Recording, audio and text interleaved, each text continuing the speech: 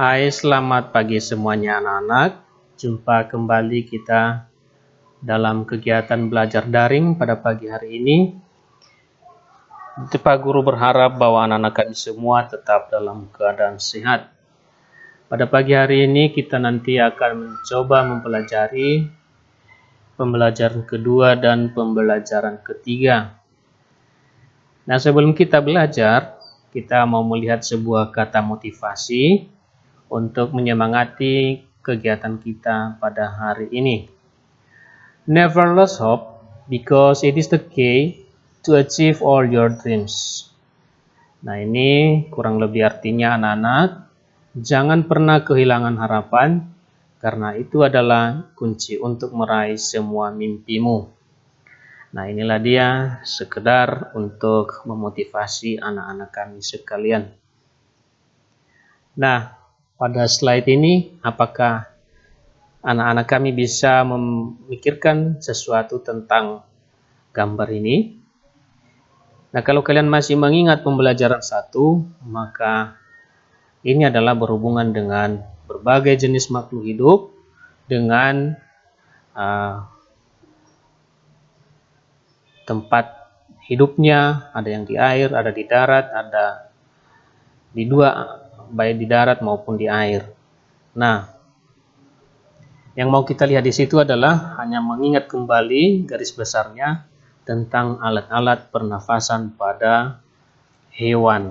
Nah, coba kita lihat, hari yang lalu kita sudah belajar sistem pernapasan pada hewan. Nah, secara garis besarnya ini dia. Diingat kembali, cacing tanah itu disebut juga vermes.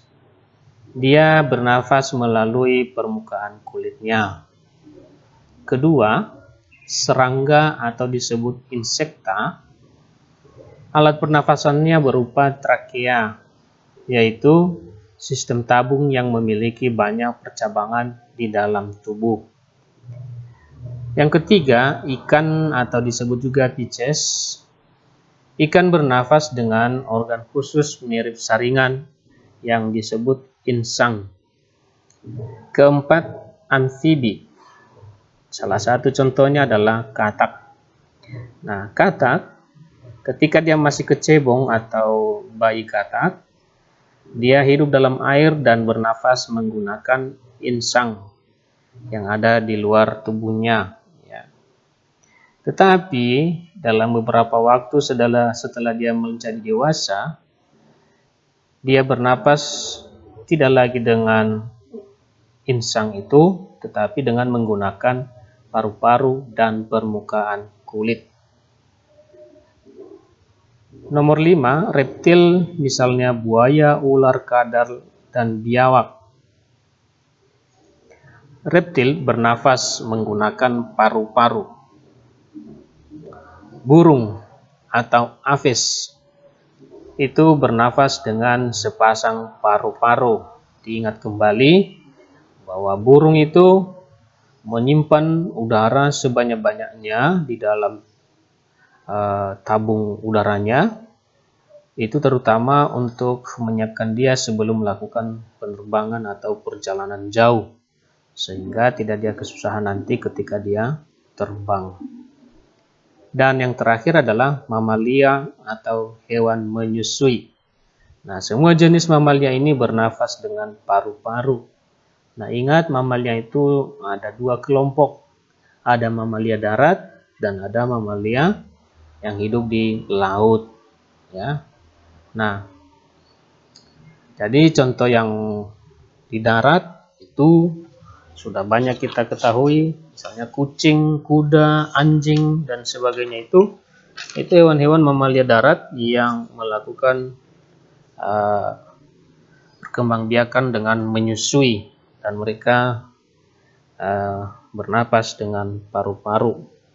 Nah, juga pada hewan mamalia yang di air, contohnya ikan paus. Nah, ikan paus ini juga dia bernafas dengan paru-paru. Jadi ketika dia menyelam, dia akan menutup lubang hidungnya dengan katup khusus. Dan ketika dia naik ke permukaan, dia akan menghirup oksigen sebanyak-banyaknya dan kemudian melanjutkan aktivitasnya untuk berenang di bawah laut. Jadi kira-kira itulah beberapa sistem pernapasan pada hewan. Nah, itu kita tinggalkan, kita masuk ke sistem pernafasan pada manusia, ya. Nah, sebelumnya Pak Guru sampaikan pada tema 2 ini dengan judul udara bersih, subtema 1 dengan judul cara tubuh mengolah udara bersih, pembelajaran kedua yaitu sistem pernafasan pada manusia. Nah, apa tujuan pembelajarannya? Yang pertama adalah siswa mampu mendeskripsikan organ-organ gerak pada manusia. Dan yang kedua, siswa mampu menjelaskan ciri-ciri lagu bertangga nada mayor. Nah, itu dia tujuan pembelajaran kita. Nah, marilah kita lihat gambar ini dan coba buka bukumu halaman 8. Nah, ini adalah gambar manusia, ya, gambar manusia dengan sistem pernafasannya. Nah, perhatikan di situ, ya. Pernafasan manusia itu dimulai dari rongga hidungnya, ya. Nah, lihat B, hidung. Nah, hidung itu tempat masuknya udara pertama kali ke dalam tubuh manusia. Baru ke rongga hidung, baru ke batang tenggorokan, baru ke paru-paru. Nah, ini paru-paru kiri kita, ini paru-paru kanan. Ya, baru ya tidak berurut ya, kerongkongan, ya, ke kerongkongan, lalu ke bronkus, ya ini bronkus percabangan ini, dan di bawah ini yang melengkung ini disebut dengan diafragma. Nah, hidung itu merupakan organ pernapasan yang terletak paling luar. Nah, pada hidung terdapat lubang hidung dan rongga hidung yang berfungsi sebagai jalan keluar masuk udara ketika kita melakukan pernapasan. Nah, di dalam rongga hidung kita ini juga, ya, ada bulu-bulu, ya, ada bulu hidung. Nah, apa fungsinya? Yaitu fungsinya adalah untuk menyaring dan menangkap kotoran yang masuk bersama udara. Contoh kita berjalan di keramaian, pasti banyak debu. Nah, ketika menghirup itu, kita tidak bisa menghindari debu bahkan ikut masuk ke dalam hidung kita. Tetapi kalau rambut hidung kita berfungsi dengan baik, maka semua debu-debu itu akan disaring sehingga yang masuk ke dalam tubuh kita tetap udara bersih atau oksigen. Lalu faring, ya. Yang kedua adalah faring. Faring merupakan persimpangan antara rongga hidung ke tenggorokan, ya. Faring. Nah, di sini dia persimpangan antara rongga hidung dengan tenggorokan, ya. Nah, kalau dia saluran pernafasan, ya, itu namanya tenggorokan. Nah, kalau dia rongga mulut ke kerongkongan, itu disebut esofagus, ya, kerongkongan atau esofagus itu menuju saluran pencernaan kita, ya. Ini untuk ke udara, sedangkan yang belakang bagian E ini itulah ke pencernaan kita. Nah, itulah mengapa ketika kita makan kita tetap bisa bernafas karena kerongkongan kita berpisah dengan saluran tenggorokan. Tapi kadang-kadang ya kalau kita makan terlalu cepat, kurang fokus, nah kadang-kadang kita tersedak dan bisa saja ya nasi kita itu lewat dari percabangan ya persimpangan antara rongga hidung ke tenggorokan ini. Nah, sehingga kadang-kadang bisa meleset sebiji nasi dan itu bisa keluar ke lubang hidung kita. Ya, mungkin anak-anak kami pernah mengalami dan itu sangat sakit, nyeri. Nah, maka dianjurkan kalau makan ya makan yang baik, yang tenang. Berikutnya adalah tenggorokan, ya. Tenggorokan merupakan bagian dari organ pernapasan yang berupa saluran seperti pipa, ya. Inilah tenggorokan, ini dia. Ya. Nah, di pangkalnya ini, ya, pangkal tenggorokan, ya, ini dia di pangkalnya ini itu disebut laring. Nah, batang tenggorokan ini disebut trakea dan cabang batang tenggorokan ini dia cabang di bawah.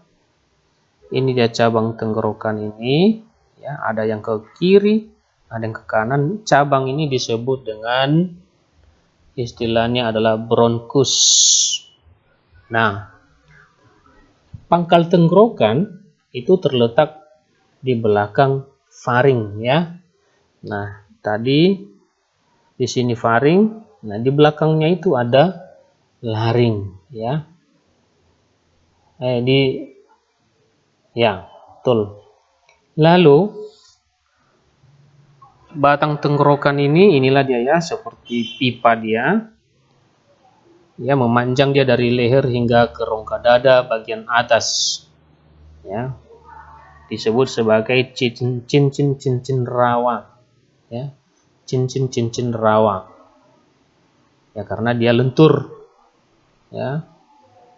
Nah, lalu di dalam rongga ini ada lapisan ya jaringan lembut yang disebut dengan silia, ya, yang fungsinya adalah untuk mengeluarkan kotoran dan bakteri, ya, untuk mengeluarkan kotoran dan bakteri yang terbawa, ya, oleh udara agar tidak masuk ke dalam paru-paru kita ini, ya, itu fungsinya.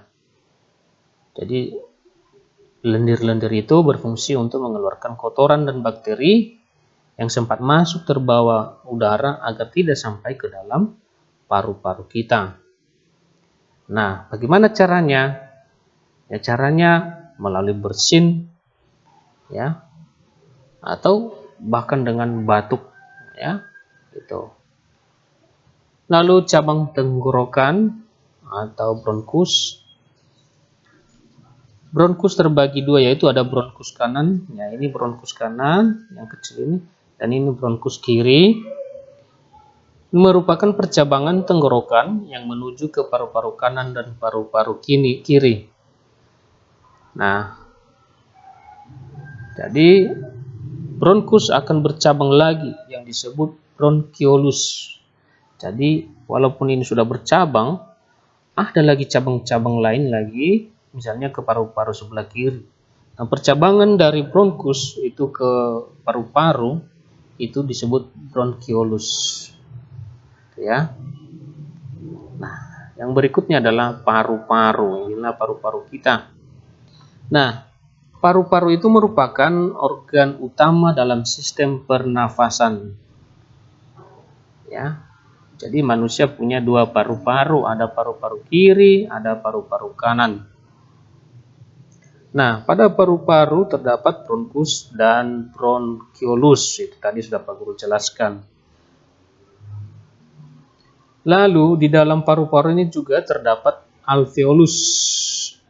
Ya, alveolus itu di sekitar sini, perhatikan gambar di buku halaman 8. Nah, alveolus itu merupakan ujung dari bronchiolus.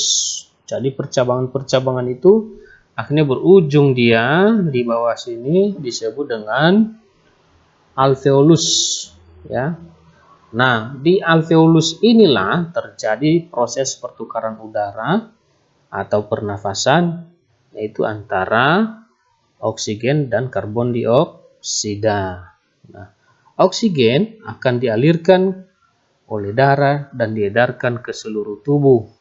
Sedangkan ya, karbon dioksida dilepaskan untuk dikeluarkan ke saluran pernafasan bersama dengan uap air sisa pembakaran tubuh. Jadi begitulah terjadinya pertukaran udara, oksigen, dan karbon dioksida di dalam tubuh kita. Nah, inilah gambar dari tubuh kita itu atau paru-paru kita. Nah, bagian A ini dia paru-paru kanan. Bagian B bronkus kiri, ini ya percabangan tadi ya. Bagian C ini namanya otot-otot dinding bronkus ya. Bagian D, nah, ruang udara di dalam bronkus. Jadi ada ruang udara di dalam bronkus kita. Bagian E, nah, bagian dalam bronkus ya, bagian dalam bronkus. Bagian F, nah ini ujung-ujung tadi alveoli. Alveoli ya. Nah, di situ tadi terjadi pertukaran antara oksigen dan karbon dioksida. Nah, bagian G ini ruang udara di alveoli. H itu yang ini dia yang merah-merah halus dan biru ini itu disebut dengan pembuluh darah. Lalu yang I yang ini itu disebut bronchiola ya. Bronchiola yang ada setelah bronkus. Nah, itu dia keterangan gambarnya. Nah, mungkin kita tidak tahu bahwa saat kita beristirahat atau tidur, dalam setiap tarikan nafas kita itu, kita menghisap atau menghembuskan sekitar 0,5 liter udara. Nah, kita juga menarik nafas sebanyak 15-20 kali setiap menit. Berarti setiap 60 detik kita bernafas secara sadar maupun tidak sadar sekitar 15-20 kali. Lalu, sebaliknya setelah beraktivitas berat, misalnya balapan lari, kita membutuhkan lebih banyak oksigen. Saat itu, kita menarik nafas lebih dalam dan lebih cepat. Nah, dalam setiap tarikan nafas, kita menghirup udara sebanyak 3 liter atau lebih. Dan dalam setiap menit, kita menarik nafas sebanyak 10 kali, 50 kali atau lebih. Itulah sebabnya kita terenggah-enggah. Jadi coba kalau anak-anak kami berlari-lari, lalu berhenti terenggah-enggah. Kenapa? Karena terjadi aktivitas penghirupan udara yang lebih banyak dibanding dengan ketika kita beristirahat. Karena tubuh kita melakukan pekerjaan atau aktivitas yang berat. Nah, itulah tambahan pengetahuan untuk kita. Nah, anak-anak, setelah kita mempelajari tadi tentang alat pernafasan pada manusia, kita kembali melanjutkan pembelajaran kita, yaitu tentang tangga nada diatonis mayor. Nah, diatonis itu berasal dari bahasa Spanyol yang disebut sebagai diatonicos. Ya, artinya merenggangkan. Nah, yang mana biasa dipakai pada penyebutan tangga nada minor serta mayor. Nah, perenggangan dalam hal ini adalah tentang pola atau jarak nada. Nah, pada skala teori musik, diatonis adalah suatu komponen dasar musik dunia yang mempunyai 7 not berbeda di satu oktav yang dapat kita jumpai seperti pada piano. Nah, kurang lebih seperti ini, ada do, re, mi, fa, sol, la, si. Nah, seharusnya ada lagi, satu lagi untuk menurunkan nanti itu do. Nah, ini adalah dasar nada yang kita jumpai ketika kita belajar bernyanyi. Nah, tangga nada diatonis mayor itu adalah tangga nada merupakan susunan berjenjang, ya. Sudah tadi di awal misalnya do, re, mi, fa, sol, la, si, do. Nah, dalam seni musik ada jenis tangga nada diatonis. Tangga nada diatonis terdiri lagi atas 8 nada. Nah, tangga diatonis ini dibagi lagi dalam 2 jenis tangga nada, yaitu ada tangga nada mayor dan ada tangga nada minor. Nah, diatonis tadi kita bisa melihat dalam jarak nadanya ini, ya. Tangga nada diatonis mayor memiliki interval atau jarak 1, 1, setengah, 1, 1, 1, setengah. Itulah jarak nadanya, ya. Makanya dikatakan dia diatonis, perenggangan antara nada.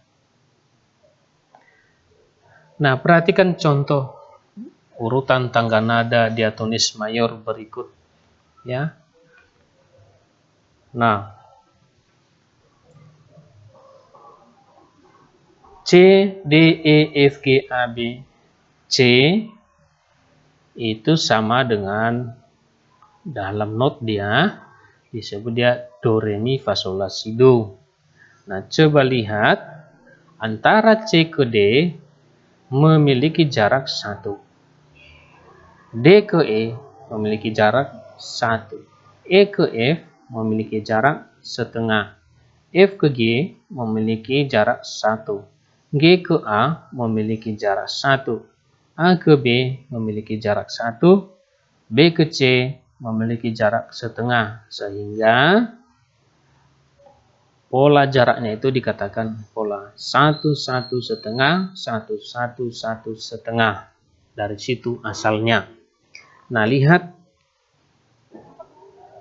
ini ketika dia dalam bentuk nada, dia tidak dikatakan lagi 1, 2, 3, 4, 5, 6, 7, 1 titik di atas. Tidak ada lagi seperti itu. Tapi dia akan dibaca sebagai do, re, mi, fa, sol, la, si, do.